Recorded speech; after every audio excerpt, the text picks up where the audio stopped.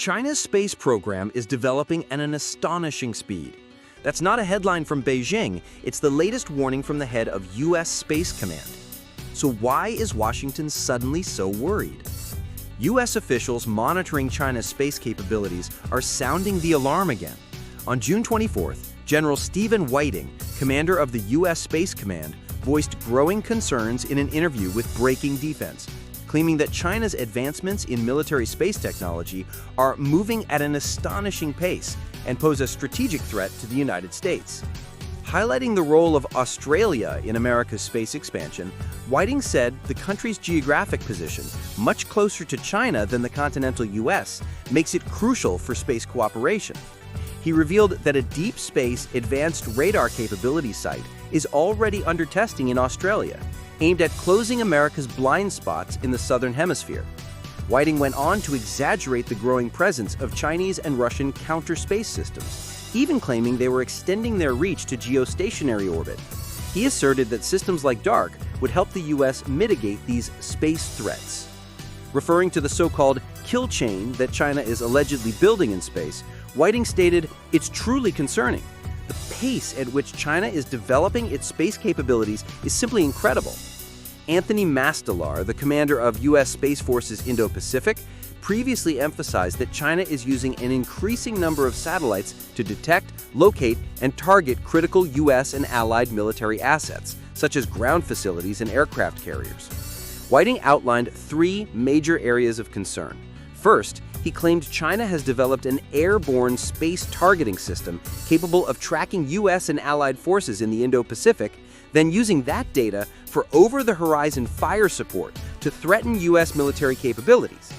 Second, he said China has swiftly deployed a full range of anti-space weaponry, including reversible cyber attacks, satellite communications jamming, GPS interference, high-powered lasers, direct ascent anti-satellite missiles, and co-orbital weapons.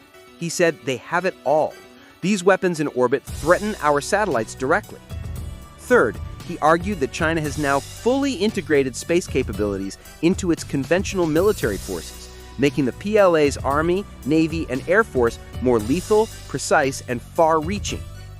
The South China Morning Post noted that Whiting's remarks underscore U.S. military anxiety over space becoming the next frontier for strategic rivalry and potential conflict. During a past mission known as Midnight Hammer to strike Iran's nuclear facilities, U.S. satellites provided real-time support, navigation for B-2 bombers, Tomahawk missile targeting, and post-strike battle damage assessment, underscoring the military's reliance on space assets. In recent years, the U.S. military has repeatedly hyped China's so-called space threat. A report from the U.S. Space Force released this February stated that by the end of last year, the PLA had over 510 satellites with intelligence, surveillance, and reconnaissance capabilities. In 2024 alone, China launched 260 space objects, 67 of which had ISR functions. On May 22nd, Whiting again warned in a Chicago forum that the threat from China in space was real and urgent, justifying the deployment of missile defense systems like Golden Dome. He claimed that over the past 3 decades, China has built capabilities that could threaten U.S. space systems, and that America must be prepared. Golden Dome, he added, is part of ensuring the U.S. stays ready. Whiting accused both China and Russia of turning space into a theater of conflict, and suggested that China is determined to become the world's dominant space power by deploying orbital weapons, developing jamming systems, and launching kinetic anti-satellite missiles designed to blind or disrupt U.S. military operations in times of crisis. On May 29th, Colonel Zhang Jiaogong, spokesperson for China's Ministry of Defense, pushed back, accusing the U.S. of militarizing space with projects like Golden Dome. He argued that such actions violate the Outer Space Treaty, escalate the risk of turning space into a battlefield, and undermine global security. He said the United States is the biggest driver of space weaponization. Zhang urged the U.S. to halt its military expansion in space and take meaningful steps to maintain strategic stability worldwide. What do you think? Is space the next battlefield, or are we just witnessing a new kind of Cold War rhetoric? Drop your thoughts in the comments, and don't forget to like and share if you found this eye-opening.